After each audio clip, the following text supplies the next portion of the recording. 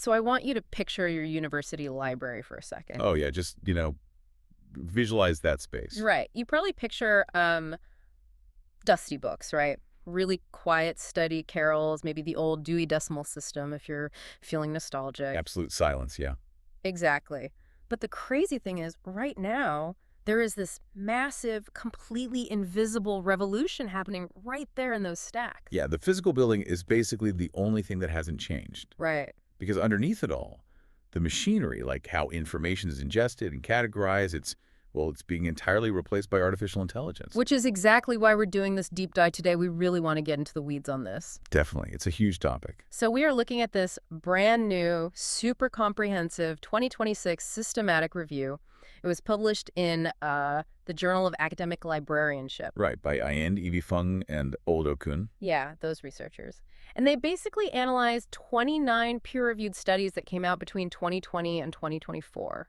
Just to figure out, exactly how AI is infiltrating higher education libraries right now. Right, and our mission for this deep dive is to kind of look past all that Silicon Valley hype. We want to see how this tech is actually reshaping the heart of academic research. And look at the massive roadblocks standing in the way, too. Exactly, because this matters for you, the listener, especially if you rely on, accurate, fast information. Yeah, whether you are writing a thesis or just trying to navigate this crazy information-heavy world. So to start, before we can even talk about the struggles of implementing all this AI, we kind of have to look at what it's actually doing in the library right now. We have to separate what the user sees from the hidden reality, basically. Right, because chatbots are essentially the new front desk. Yeah, they really are. I mean, the review points out that user-facing AI is just the tip of the iceberg. Like 34.8% of these studies. Oh, wait, 34%. Yeah, nearly 35% of the studies highlight AI answering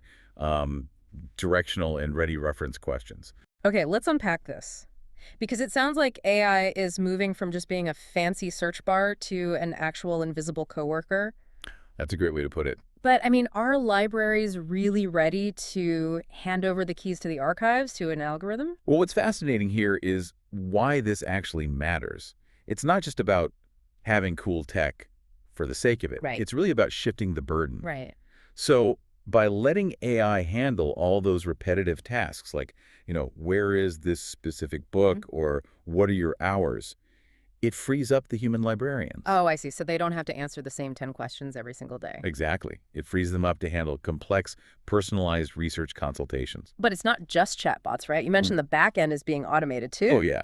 Technical services are being completely overhauled. About 27.58% of the studies show cataloging is the most prominent technical use, Wow. along with classification and indexing. So imagine, checking out a book just by walking through a door. Because they're using like RFID check-ins and checkouts, right? Yeah, the sci-fi stuff is actually happening. They're using AI for security Yeah. with RFID and even data analytics to manage staff workloads. Like tracking when the library is busiest and deploying staff automatically. Exactly. And some studies even cited the use of facial recognition for access control. That is wild. Just walking in and the building knows who you are. It totally eliminates the physical ID check bottleneck. Okay, but this brings up a huge point.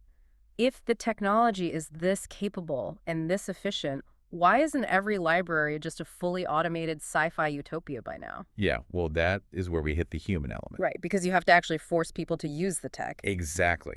The researchers found a massive technical skill gap. Like 27.5% of the studies cite limited IT skills among librarians. Really? 27%? Yeah.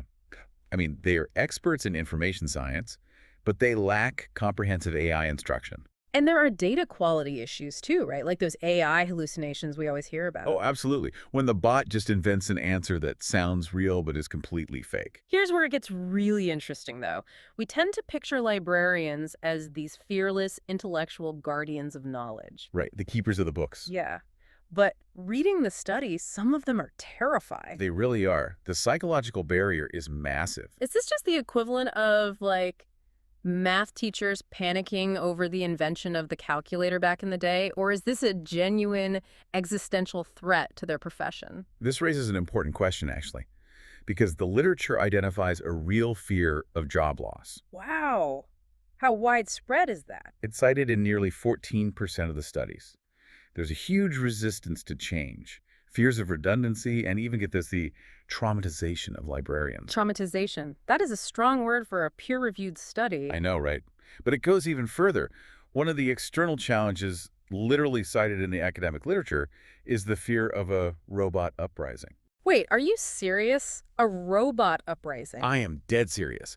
It's driven by this very misleading public understanding of what AI actually is and what it does. That is incredible.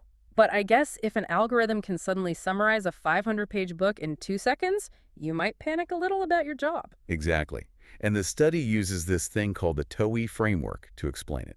Two, like Oh, 2 OE. yeah, it stands for Technology, Organization, and Environment.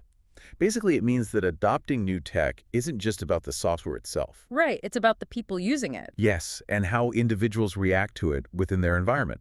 Because AI uses this very anthropomorphic, human-like language. It sounds like a real person typing back to you. Exactly. And because of that, users swing dangerously between two Let extremes. me guess. One extreme is just refusing to touch it. Yep, total risk aversion, they lock it away.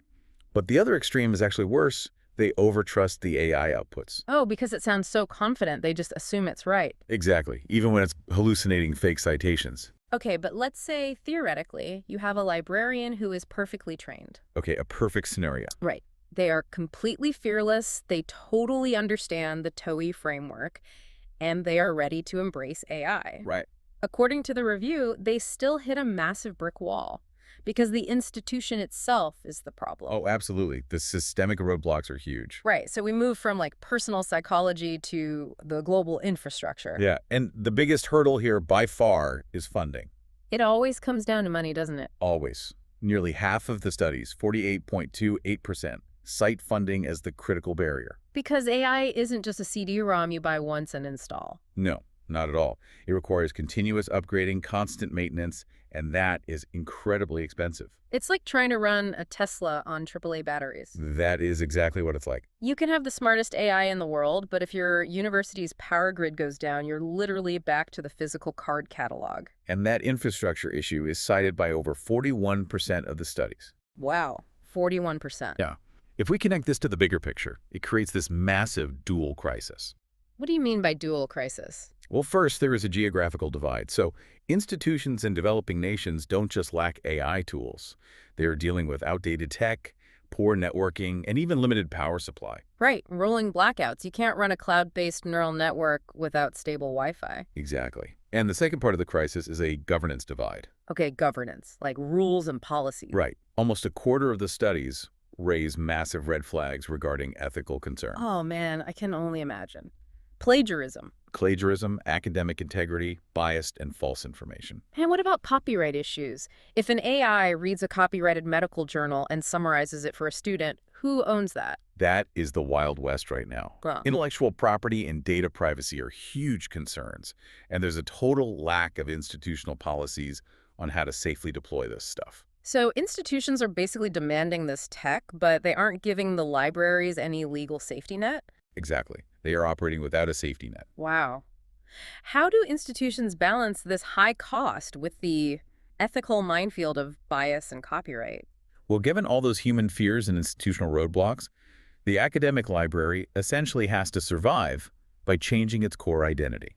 Okay, so we're talking about the new playbook. How do they move forward?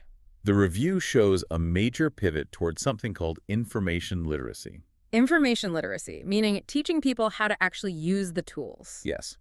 Libraries are starting to host AI events, workshops, orientations. They are really pushing for the cautious and reflective adoption of these technologies. Okay, so instead of hiding it, they're bringing it out into the light. Exactly. They are teaching students how to critically evaluate AI.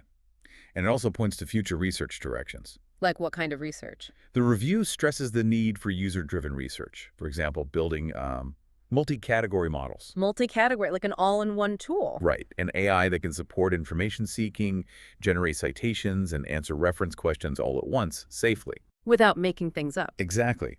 And there's also a desperate need for research into legal frameworks, Yeah. Fair use and licensing in an AI world. So what does this all mean? If I'm listening to this and I'm a student or a researcher, it sounds like the library is transforming from a place that just houses information, Right, a passive storage space. to the ultimate referee in the AI game. Referee is a perfect word for it. Instead of just giving you an AI-generated essay, they are teaching you how to interrogate the AI itself. Because the ultimate value of knowledge isn't just having it, it's understanding how to apply it critically. Exactly. The future of academic libraries isn't just buying generative AI subscriptions.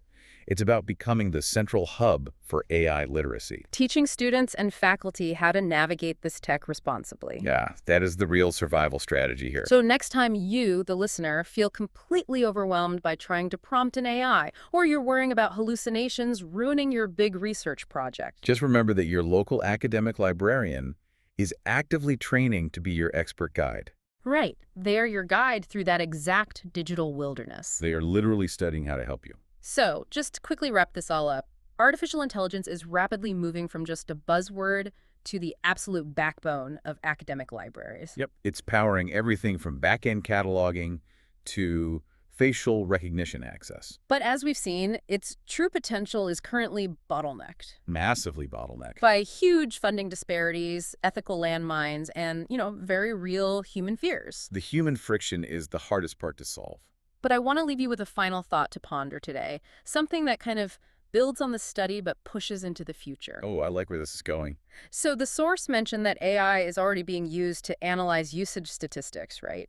To, quote, predict future resource needs. Right. Tracking what books or databases might be popular next semester. Exactly. But what happens when the library's AI becomes so good at tracking global research trends that it knows exactly which academic breakthroughs are about to happen before the human professors even think of them? Oh, wow. Like an algorithm mapping out undiscovered connections between different sciences. Yes.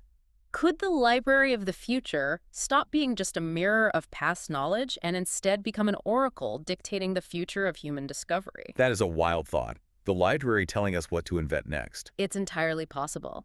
Thank you for joining us on this deep dive. Keep questioning the information around you.